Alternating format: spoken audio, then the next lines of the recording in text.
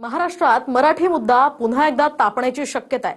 कारण 18 ऑगस्ट पासून मराठी न येणाऱ्या ऑटो रिक्षा चालक आणि टॅक्सी चालकांवर कारवाईचा इशारा परिवहन मंत्र्यांनी दिलाय। तर भाजपच्या परिवहन सेनेचे हाजी आराफत शेख यांनी मात्र कारवाई विरोधात रस्त्यावर उतरण्याचा इशारा दिलाय। पाहूयात।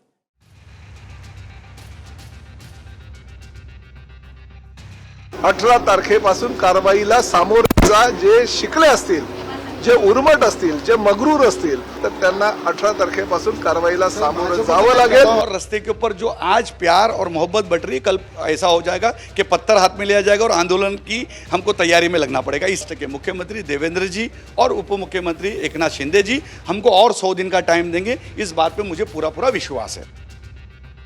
18 तारखेपासून मराठी न येणाऱ्या ऑटो रिक्षा चालक आणि टॅक्सी ड्रायव्हरवरती कारवाई होणार असा इशारा परिवहन मंत्री प्रताप सरनाईकांनी दिला।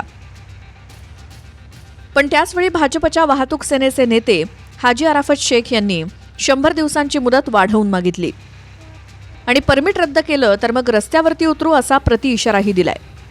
1 महिन्याची मुदत वगैरे नाही, 1989चा नियम आहे आणि 1989च्या नियमाला आज 36 वर्ष पूर्ण झाल्यानंतर जर तुम्ही मराठी बोलू शकत नसाल आणि तुम्ही 1 महिन्याची आणि 100 दिवसाची मुदत मागत असाल तर का म्हणून परिवहन मंत्री म्हणून मी द्यायची। 15 ऑगस्ट ही डेडलाईन आहे, उद्या त्याचा शेवटचा दिवस आहे, 17 तारखेला त्याचा समारोप आहे। 18 तारखेपासून कारवाईला सामोरे जा। जे शिकले असतील, जे उर्मट असतील, जे मगरूर असतील, तर त्यांना 18 तारखेपासून कारवाईला सामोरे जावं लागेल। और रास्ते के ऊपर जो आज प्यार और मोहब्बत बढ़ रही है, कल ऐसा हो जाएगा कि पत्थर हाथ में लिया जाएगा और आंदोलन की हमको तैयारी में लगना पड़ेगा। इस तरीके से हम भूमिका नहीं चाहते। हम सरकार के हमेशा साथ रहेंगे।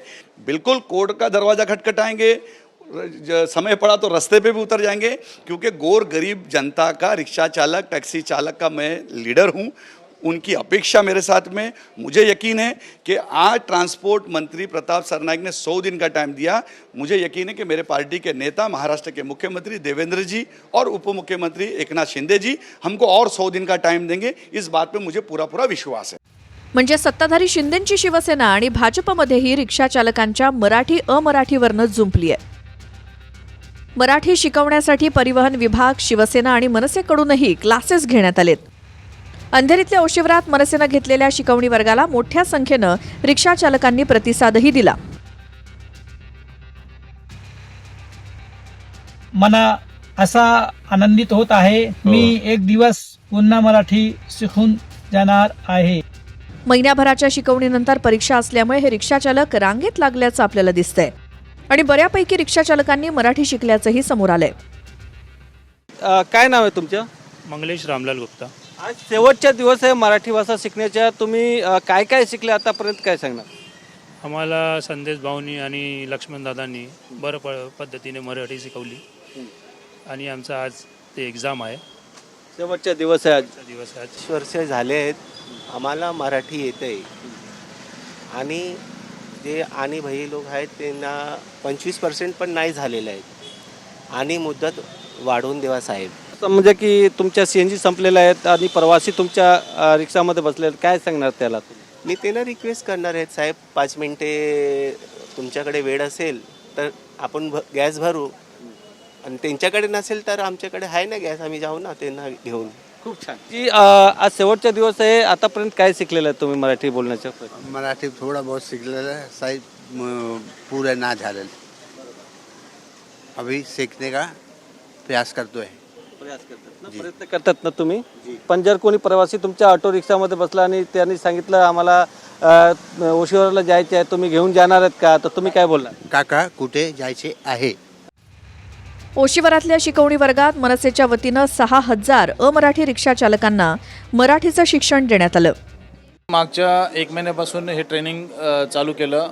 महाराष्ट्र नवनिर्माण सेना, कोकण मराठी साहित्य परिषद आणि मराठी विकास संस्थेतर्फे हे चालू केलं होतं आणि आपण लोकल लोकांसाठी चालू केलं होतं, इथले 100-150। परंतु आम्ही नंतर मग त्याच्यामध्ये शिकवणारे लोक आणि ट्रेनिंग करणारे आणि RTO ह्या सगळ्यांबरोबर आपण जवळजवळ 6000च्या वरती आपण लोकांना ट्रेनिंग दिलं। परंतु त्याच्यामध्ये एक फेल आणि बाकीचे कागदपत्र नसल्यामुळे 5200 पर्यंत लोक पास झाले। इकडे ठाण्यातही काही रिक्षा चालक हे मराठी शिकल्याचं समोर आलं, तर काही रिक्षा चालकांनी मुदत वाढवून देण्याची मागणी केली। काय तुमचं नाव? आमचं नाव जनार्दन पांडे आहे सर। नाही ठीक आहे, एक महिन्याचा टाईम पाहिजे. जे मराठी नाही येतात, ज्याला मराठी बोलायला नाही येतात तर थोडा टाईम द्या त्याला. आता आम्ही मराठी बोलतात, हां, तो आमच्यासाठी काय सांगा तुम्ही. त्यासाठी शिक्षक देखील नेमले होते, शिकवण्यात देखील आलं होतं. मराठी ग्राहकांनी कसं बोलावं, कुठे घेऊन जायचं, काय एकंदरीत शिकवण्यात आलं होतं. कुठे जायचं तुम्हाला, हां, कसं जायचं, मीटरने शेअरिंगने बसा. मीटरने जायचं, मीटर टाकतात, नाही शेअरिंग जायचं, शेअरिंगने पुढे भेटतील रिक्षा. हां, ते मग बरोबर सांगतात मराठी. आपण यांच्या तुमचं नाव काय? माझं नाव रवी मिश्रा. साहेब, चर्चा तर हे आहे का मराठी लोक शिकायला चालू केलेलं आहे. आता एक महिना बघायला गेलं तर एक महिना तर एवढा लवकर, हे जुने लोक आहे म्हणजे वयस्कर लोकांना आता एक महिना तर कोण बोललं का मराठी पूर्ण तुम्हाला शिकायलाच पाहिजे, तर ते तर होऊ शकत नाही. आणि हे मेन लायसन्स परमिट रद्द करायचं, तर हे जरा ह्या रिक्षावाल्यांना आणखीन थोडाफार वेळ वाढवायला पाहिजे. मराठी शिकण्यासाठी 17 ऑगस्टपर्यंतची वेळ आहे आणि 18 ऑगस्टपासून कारवाई करण्यावर परिवहन मंत्री ठाम आहेत. त्यामुळे कारवाईवर ठाम राहणार की मुदत वाढवून दिली जाणार हे येत्या 24 तासात कळेलच. अंधेरीहून गोविंद ठाकूरसह गणेश थोरात, TV9 मराठी, ठाणे.